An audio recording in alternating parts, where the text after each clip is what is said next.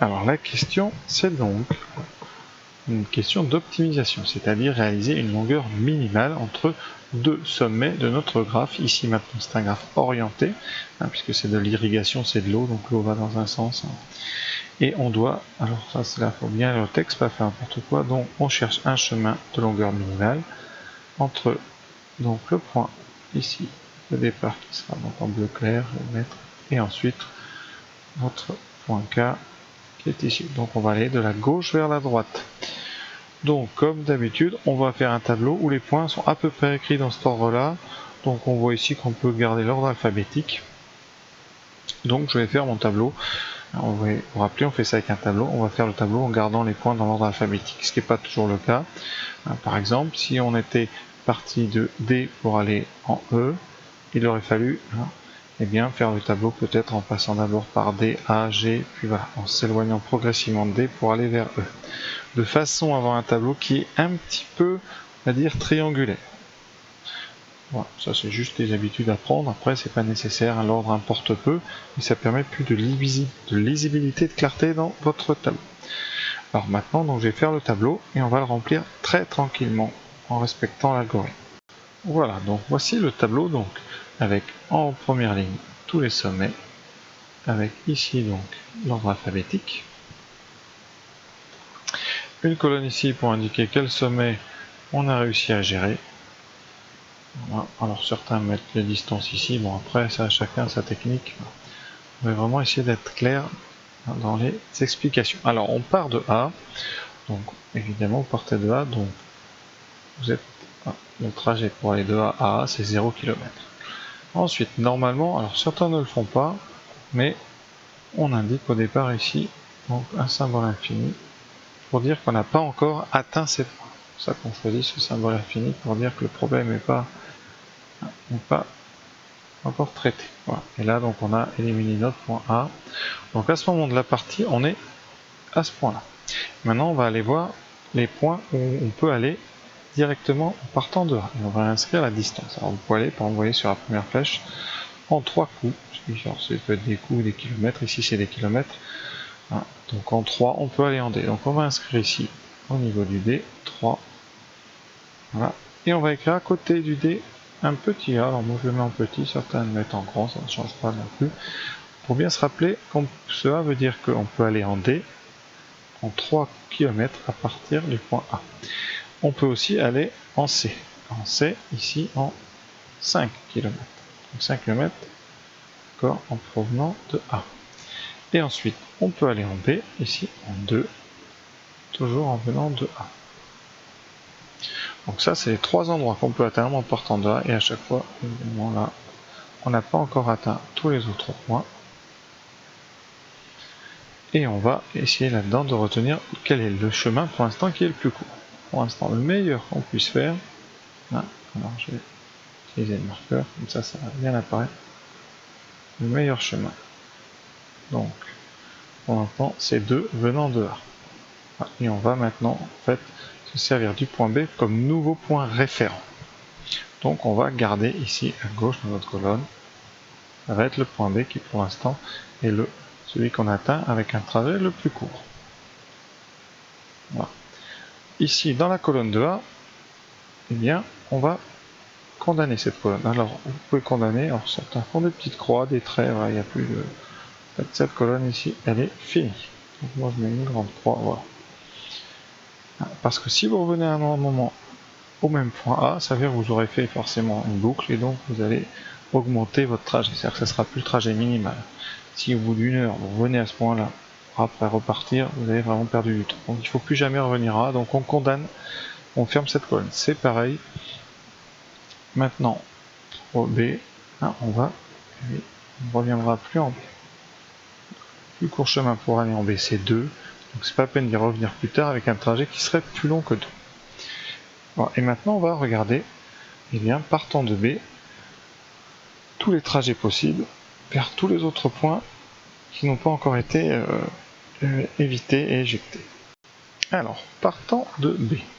Donc maintenant, je vous rappelle, voilà, on est ici. Et on réfléchit sur ce point. Partant de B, vous voyez qu'on peut arriver. Donc ici, en E, en 6 km de plus.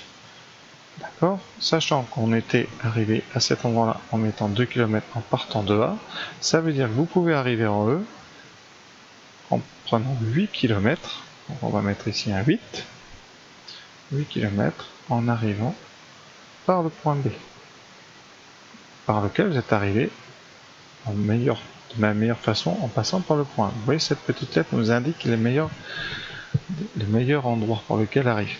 Et on va ensuite en B, vous voyez, de B on peut aussi aller en F, en 2 cases, en 2 km. Sachant qu'on était en B en 2, donc vous pouvez arriver ici, le mieux, c'est-à-dire que le chemin le mieux pour aller en F passant par B, c'est donc 4. Donc ici en F, on va mettre 4 et B.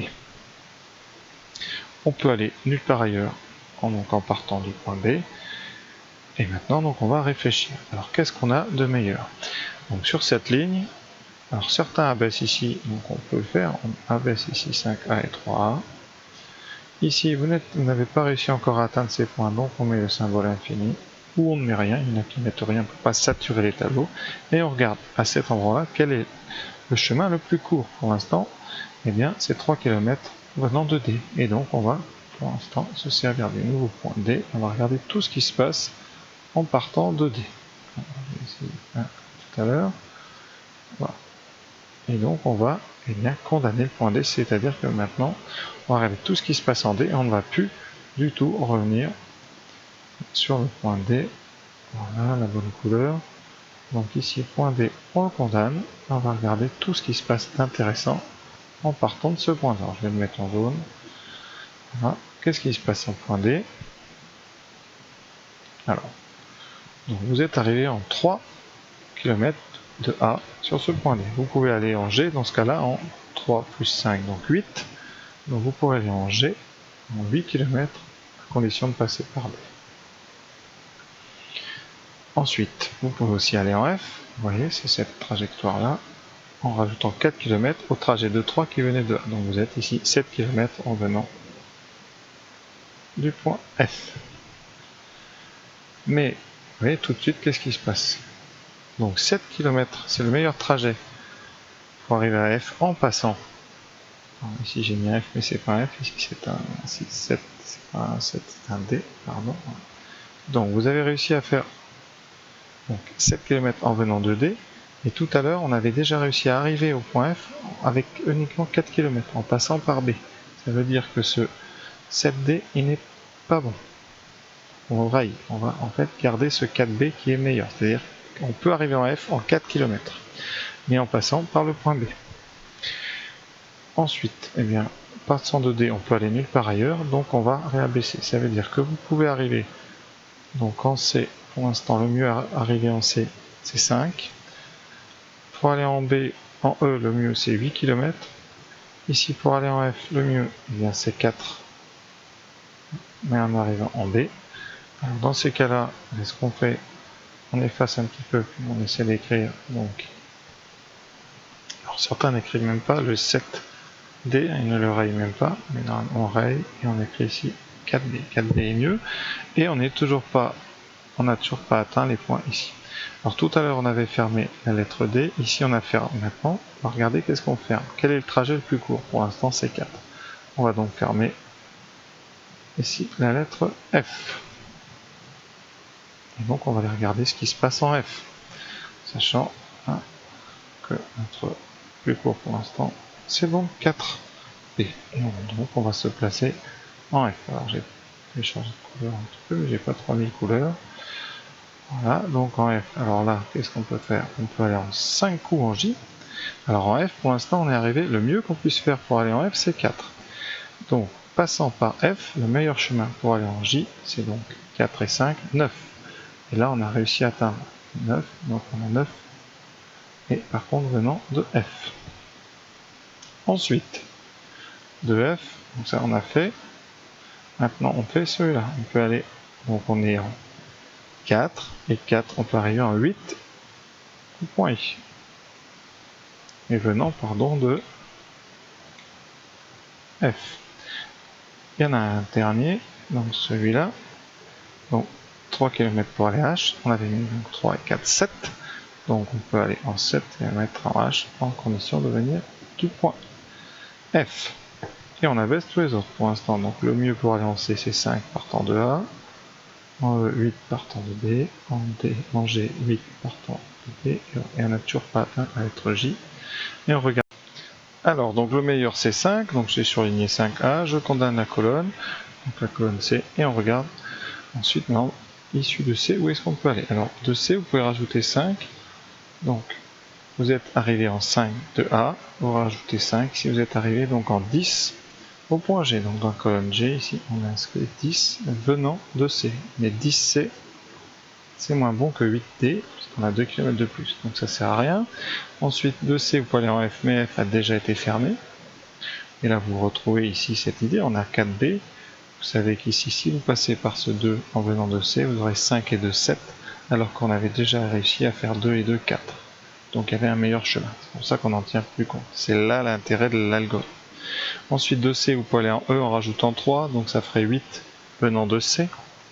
Donc en E, vous pouvez faire 8 venant de C. Alors on a déjà un 8 venant de B, donc on aurait ici un deuxième chemin possible. Alors là où ça tombe bien, ici qu'il n'y a pas d'hésitation, on va prendre le chemin ici venant donc ici de F, ici qui arrive en H. Donc on va maintenant se placer comme point important. Donc ça sera ici, on peut tout baisser. Donc si on baisse, il y a 8C, 8B, on a deux possibilités. Ici, donc c'est 8D le mieux. Ici 7F, 8F, 9F. On n'a toujours pas atteint le point K. Donc là, le meilleur c'est donc le 7F. Donc on va bloquer le point H. Donc, eh bien, on va ici, point H. On va aller toute la colonne. Voilà, et on continue. Alors là on a plusieurs 8, donc la règle est qu'on choisit en général donc celui de gauche. De toute façon l'algorithme étudiera toutes les possibilités. Donc, voilà, donc on va partir maintenant du point E, donc on va étudier le point E. Donc, voilà, et le point E, vous avez un seul chemin à rajouter, puisqu'il n'y a qu'un seul point qui n'a pas été encore fermé, c'est le I. Ah, donc ici, on ne pas en condamne, et on peut aller en I en 2 de plus, donc en 10. Vous avez donc ici un 10, mais venant de E, 10E, mais qui n'est pas mieux que le 8F. Donc pour l'instant, vous avez un 8D, 8F, ici c'est toujours notre 9F,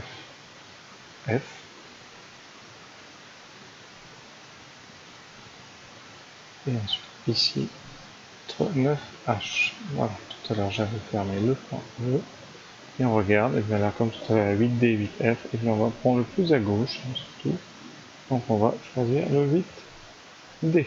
On va donc venir ici, s'occuper, on va tout de suite mettre, on va s'occuper du point G. Voilà, on condamne donc la colonne et on regarde en G, il n'y a qu'une seule possibilité qui reste, c'est J, donc on rajoute 5, ça nous ferait, donc ici partant de G, voilà, pour arriver en J, donc on était en 8 en G, 8 et 5, 13, ici on aurait un 13J.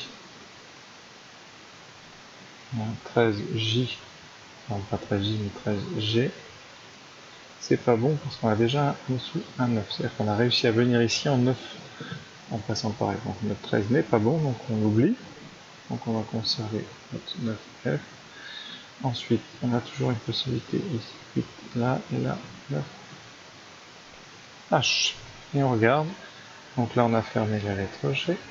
Et on regarde cette fois-ci le mieux. Là, il n'y a plus qu'un seul 8 tout seul. Donc là, on va regarder ce 8F. On va donc se placer en I. Et on regarde où on peut aller. Le I, la seule possibilité, c'est d'aller en K. Avec 3 km de plus. Comme on est en 8, ici, on va rajouter donc pour aller 8 et 3, 11, on peut aller en 11 en K.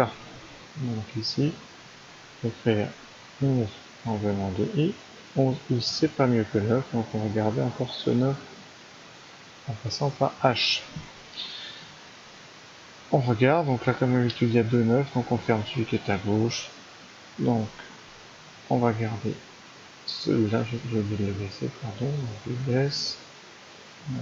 9F, voilà. On va dire que c'est lui temps. Donc, sur le dessin, on va s'occuper maintenant du point J. Ça veut dire qu'on a fermé J. On regarde en J, il n'y a qu'une possibilité, c'est 3 de plus. Donc comme on est en 9, ça fera 12 en venant de J. Pour aller à 4. Ça c'est fermé. Et ici c'est 12 en venant de J. Comme on a déjà 9H, ça, on raye. Et donc ici on a un 9H. Donc le mieux, eh bien on est en K en 9 venant de H. Si on ferme maintenant, eh bien K et c'est fini. On est arrivé. Donc le mieux. Je vais me mettre en vert parce que c'est la destination finale. Alors maintenant, comment savoir quel est le meilleur chemin? Donc, eh bien, on va partir de l'arrivée. Donc on sait qu'on a mis au mieux 9 en venant de H. Donc ça veut dire que on va aller voir comment on a fait pour aller en H. Donc H, c'est la colonne ici. Donc le mieux pour aller en H, c'était 7 en venant de F. D'accord, ça veut dire pour l'instant le trajet, ouais, on est arrivé là en venant de H. Ensuite, on était en F. Comment a-t-on été en F? Le mieux pour aller en F, c'était 4 en venant de B. C'est indiqué ici, c'est-à-dire que vous allez dans la colonne et vous regardez quel est le meilleur. Donc 4 venant de B, ça veut dire qu'après vous étiez passé par là. Venant de B, comment le meilleur chemin pour aller en B? Eh bien c'était 2 en venant de A. Vous n'avez plus qu'à recopier ça dans l'autre sens. Donc vous partez de A. En 2, vous allez en B, dans la colonne B. De la colonne B, vous allez directement à F. De F, ensuite, vous allez à la colonne H. Et de H directement à la colonne K. Je vais indiquer les longueurs. Ici, vous avez 2, BF 2, FH 5, FH 3 et HK 2. On a bien longueur minimale égale à 9. Donc, je répète, très important, les lettres qui sont à côté. Vous avez au mieux donc 9 en passant par un chemin qui arrivait de H, sachant qu'en H, le meilleur moyen d'y arriver, le plus court, c'était en passant par F. Pour arriver en F, le meilleur moyen, c'était le plus petit, c'était un 4 venant de B, et pour aller en B, le plus court, c'est un 2 venant de A. Donc voilà, c'est toujours la même chose. Mais c'est pas facile, hein, donc chacun a sa présentation. Alors, je critique sur mes tableaux, je sais pas, je pense que les croix c'est pas très élégant. Voilà, alors après ça c'est à vous. Les infinis, si certains n'aimaient pas, bon, ça rend les tableaux plus aériens. Voilà, c'est à vous un petit peu de chacun choisit. Il pourrait comme ça effacer, j'essaierai. Voilà ce que ça peut donner si on met pas les infinis, par exemple, vous voyez, et si on met des traits ici à la place de nos grosses croix. Mais voilà, après c'est affaire de présentation. Ce qui est important vraiment, c'est qu'à chaque fois que vous indiquez une distance dans notre tableau, comme ici en 2A, vous indiquez la distance et surtout la lettre de laquelle vous arrivez. Alors, parfois on se trompe, donc faut aller doucement, vraiment. C'est loin d'être facile, d'ailleurs cet exemple est pas très court, c'est très long pour une épreuve de bac, certains ont dû s'y reprendre plusieurs fois, donc vraiment, c'est facile parce que c'est un algorithme, donc tout le monde doit y arriver. Mais dans la pratique, c'est plus difficile qu'il n'y paraît et on peut s'arracher vite les cheveux là-dessus et c'est presque s'énerver parce que. Voilà. Alors après, visuellement, vous pouvez essayer de trouver les chemins les plus courts, hein, c'est pas infaisable.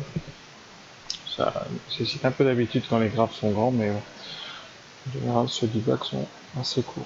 Celui-là est pas mal quand même parce qu'il y a une dizaine de segments. Donc vraiment, attention, on peut s'en mêler très vite les pédales là-dessus. Pareil, ici au bac vous avez ça, vous peut-être vous essayez de le faire, et si vraiment vous voyez que ça ne marche pas, vous le laissez tranquille, vous faites le reste et vous revenez après, vous aurez le temps. Ne perdez pas 2 heures directement dessus, vous allez vraiment vous obséder pour ça. Il faut laisser se reposer, après avec un peu de calme et de sérénité, ça passe beaucoup plus facilement. Peut-être faites le brouillon d'abord pour éviter des gratures partout, parce qu'il y a des copies après, vous êtes obligé de refaire plein de choses. Faites un tableau très clair, surtout n'essayez pas de faire des mini tableaux, il faut de la place. Et crayon à papier qu'on puisse gommer pour revenir en arrière, que vous soyez pas obligé de faire 12 tableaux, très important. Voilà, j'espère que j'ai été assez clair, c'est pas évident dans Dijkstra. Donc voilà, je vous souhaite une bonne fin de journée à vous.